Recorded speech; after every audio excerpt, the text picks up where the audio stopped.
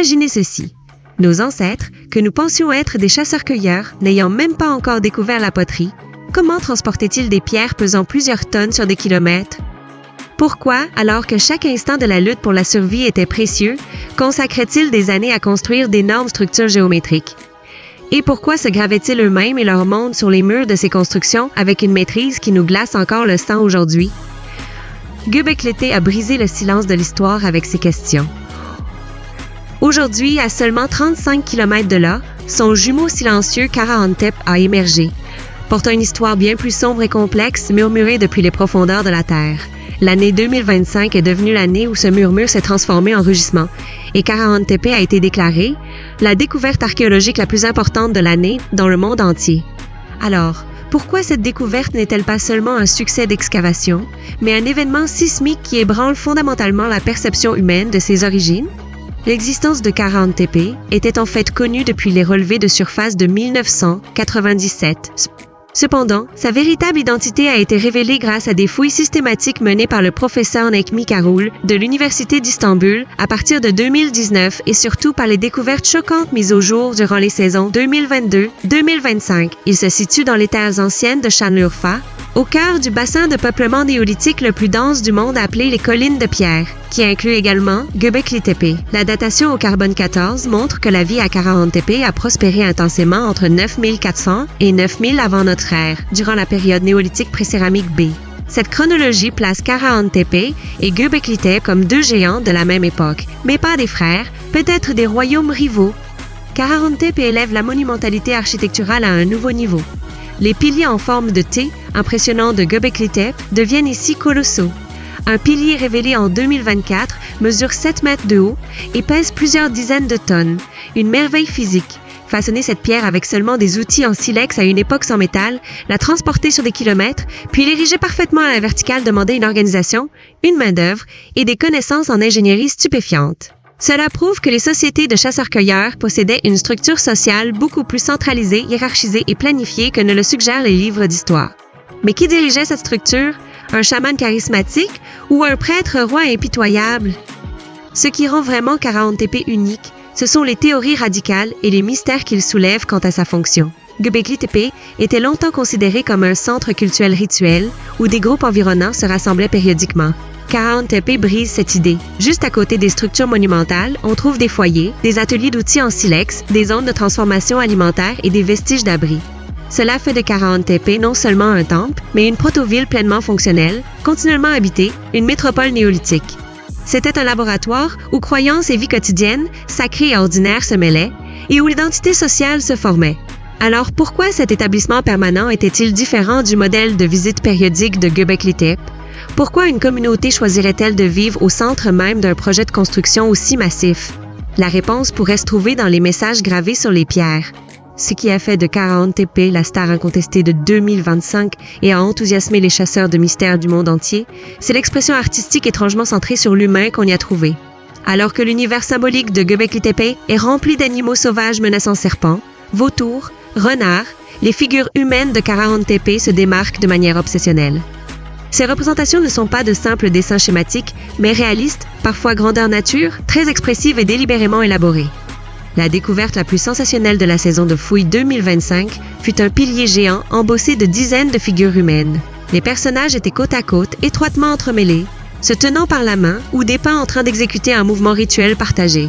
Cette composition semblait exalter le collectif ou la communauté, plutôt que l'individu, glorifiant l'harmonie sociale et la solidarité. Était-ce un contrat social précoce, un serment gravé dans la pierre de vivre ensemble, ou une démonstration de pouvoir par un clan particulier ou une confédération de tribus? Une autre représentation troublante est celle des sculptures humaines sans tête. L'absence délibérée des têtes indique un symbolisme conscient. Les archéologues débattent vivement. Cela pourrait être des statues commémoratives pour des ancêtres décédés. Les têtes manquantes pourraient mettre l'accent sur l'esprit collectif plutôt que sur l'identité individuelle. Une théorie plus sombre suggère qu'elles représentent des ennemis vaincus ou des victimes sacrificielles. De plus, des scènes où les figures humaines et animales, notamment serpents et vautours, s'entrelacent fréquemment, suggèrent que la relation humaine avec la nature ne se limitait pas à la chasse, mais impliquait peut-être une croyance en la transformation. Le serpent pourrait symboliser la renaissance, le vautour le nettoyage après la mort. Ça implique que même alors, des concepts spirituels complexes tels que l'au-delà et la migration de l'âme existaient. La découverte de Kara-Antepé a provoqué un tremblement de terre dans les milieux académiques, suscitant des théories frappantes.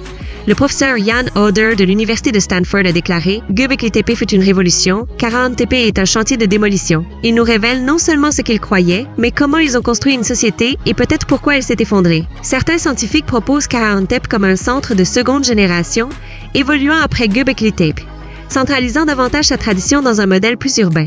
Une théorie plus spéculative imagine ces deux grands centres comme des capitales rivales contemporaines, en compétition pour l'influence, les ressources ou les systèmes de croyances.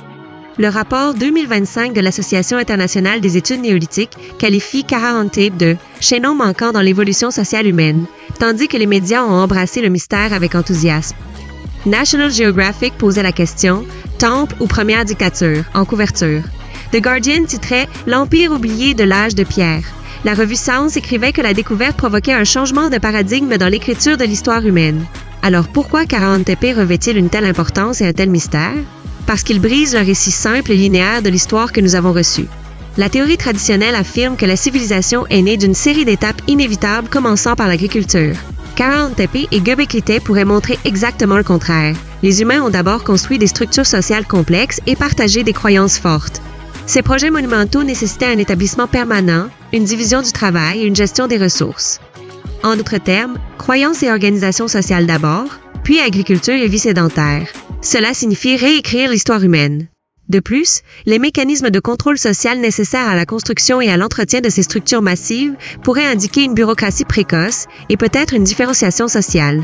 Les figures humaines étranges dans l'art suggèrent un statut individuel au sein de la société, un culte de l'autorité ou un récit mythologique complexe.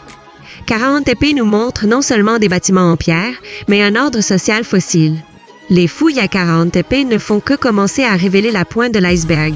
Seule une petite partie du tel a été explorée jusqu'à présent. Chaque nouvelle saison met au jour un nouveau mystère, une nouvelle théorie, peut-être même une nouvelle statue sans tête. Mais que s'est-il passé pour ces peuples? Pourquoi ont-ils abandonné ce centre colossal? Un changement climatique, une guerre civile ou une révolution des croyances les a-t-il dispersés? Kara-Antep pose plus de questions profondes et troublantes qu'il n'apporte de réponses. L'humanité s'est-elle lancée dans le grand projet appelé civilisation pour la foi et la société, ou pour le pouvoir et le contrôle? Ses mains entrelacées gravées dans la pierre symbolisent-elles une solidarité réelle ou une obéissance obligatoire? Avec ces questions ancestrales, Kara-Antep sort d'un simple rôle de témoin silencieux du passé pour devenir un miroir illuminant les sombres couloirs d'aujourd'hui et même la nature humaine elle-même. Lorsque ces secrets seront entièrement dévoilés, combien apprendrons-nous sur nous-mêmes ou combien choisirons-nous d'oublier? Le frère silencieux de Göbekli Tepe, Kara-Antep, a ouvert une nouvelle fenêtre sur l'histoire humaine en tant que découverte archéologique la plus marquante de 2025. Cette gigantesque métropole néolithique nous force à repenser notre organisation sociale et nos systèmes de croyances. Les figures humaines gravées dans la pierre, les rituels exaltant le collectif et les mystérieuses statues sans tête, tout éclaire les sombres secrets du passé. Si vous aimez plonger dans les profondeurs de l'histoire, ne manquez pas cette découverte. Abonnez-vous à notre chaîne pour de nouvelles vidéos et analyses, likez la vidéo et partagez vos impressions dans les commentaires. Découvrons ensemble le mystère du passé.